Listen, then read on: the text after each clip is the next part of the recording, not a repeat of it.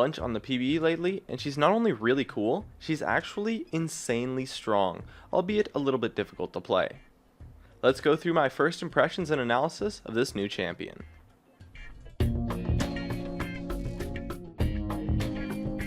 The first thing you're going to notice with Kalista is that you get an item.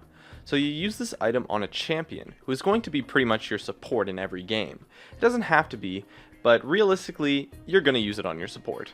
Otherwise, your lane is going to suffer a ton. You can't change which champion this is done to at all either. You use it on them, and that's it for the entire game. It gives you a passive to each other in Kalista's W, and causes an interaction with her ultimate. Now her passive is one of the things that makes her incredibly strong. You can't cancel any auto attacks, and although your autos will do no damage if you lose vision, she gets to do a small dash comparable to Vayne's tumble after every single auto attack. The range on this passive scales with the level of your boots, so getting boots too early is pretty important, as well as some attack speed too, to help you proc your passive more often. The kiting ability that this creates for you is just absolutely stupendous. It's so insane. It requires some good mechanics, but if you can get used to it, it's so unbelievably powerful. You can zip and duck and dodge every single skill shot and kite and chase and everything. It's amazing. Now her Q is somewhat similar to a Varus Q, except it only pierces through the target if it kills the first target hit. So, in essence, it really just doesn't pierce through targets.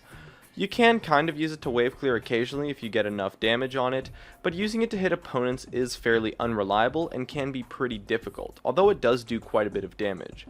Her Q also procs her passive too, meaning you can use it to help wall jumps and stuff like that.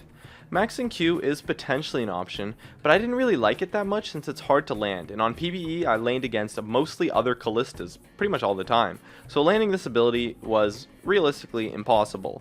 So I chose to max E instead, but in reality I'd expect maxing Q or maxing E to both be potential options, especially depending on your matchup. Her W is really interesting, but kind of has the potential to not really be impactful. It has a passive and an active. The passive is actually really strong, and that's if the ally that you use your item on hits a target. If you then hit them within 1.5 seconds, you do a percent of their max health to them as magic damage. And the percent is actually pretty high too. It starts at 12% and then scales up to 20% of their max health at rank 5. Now, the active gives you kind of like a scout thingy that patrols an area in a straight line and gives vision while patrolling.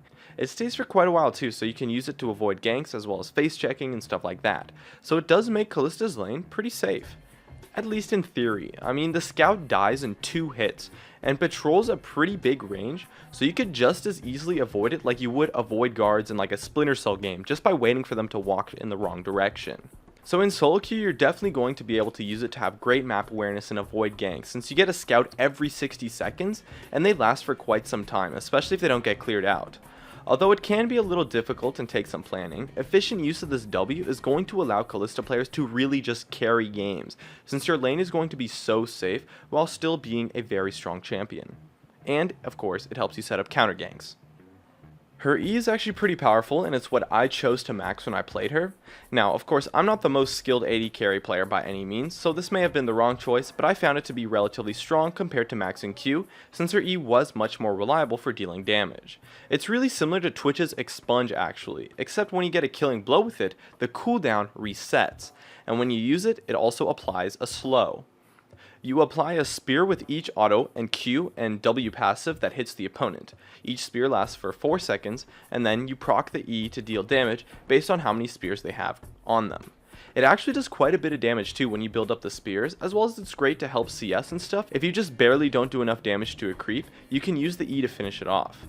The slow is pretty useful too, since it really combos with her passive quite well to make her kiting potential just absolutely crazy. You can slow and have infinite dashes, making your kiting ability as well as her dueling ability quite powerful. And of course, it's worth mentioning that the range on her E is actually pretty significant too, comparable to Expunge. Her ultimate was tricky to understand at first, but the way it works is that you pull your ally in that you used your item on, and then they become untargetable and invisible. And not like Rengar or Evelynn invisible, but they actually just straight up vanish. And then the player that you dragged in with your item, fling themselves in the direction that they choose. And if they hit an opponent, that opponent gets knocked up. Now, this ultimate is absolutely disgusting. It's honestly just so crazy, since the range on it is really big. I mean, it's practically the whole screen. You can pull in and completely save your support by making them untargetable at the last second, or you can start a crazy initiation for a solid teamfight or a great pick. Using Kalista's ultimate on a tank with crowd control is probably the best initiation in the entire game. I highly recommend playing Kalista with initiate based supports, which is going to allow you to set up fights so incredibly easy. If you're playing with utility supports that don't really jump in, using your item on your initiator at the cost of your W passive in lane might just be worth it, honestly, since the initiations you can pull off with this thing are just so crazy and can be followed up so easily with more crowd control by your ally. It helps your ally cover absolutely massive distances while also providing crowd control. Since the range is just so big, it's just so amazing. Now, I'll be pretty honest with you, apart from some weird bugs and stuff, Kalista right now is just straight up overpowered. Her laning is really good, since you can use your passive to dodge pretty much all skill shots, since the range on the dash is big enough, while the damage on her Q and E are really high. As long as you play with an initiation based support like Leona, Braum, or Alistar, she is just insanely good. And she's really fun too. Her passive is awesome once you get the hang of it, and it feels really smooth too. And since her damage in lane is really high, and her fighting ability once you get your ultimate is insane, and of course really just almost unavoidable due to the huge range. So once you hit level 6, if you can get a lead, it's just so easy to snowball, because you can go in when your ultimate is up, while using your scouts to avoid ganks and stuff too, and she's just strong throughout all phases of the game. And her mana costs aren't that high either, so you can poke and trade quite often and quite well. As far as teamfighting goes with Kalista, if you have even just an ounce of mechanical skill when it comes to orb walking in you, Kalista is going to be, by far, your new favorite AD carry. Her teamfights are really strong. You have the ability to kite so easily and dodge a big portion of skill shots using your dashes. Not to mention that you can just initiate with your ultimate and set up some easy fights, as well as potentially pick out on enemies caught out. Her passive can be difficult to use though. I know I definitely was not the best at it.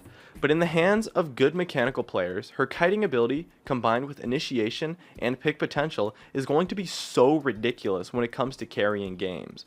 Honestly, if she doesn't get nerfed, I'd expect her to be really good in the current meta. And even if she does get nerfed, she's still going to be incredibly strong due to the way her ultimate works.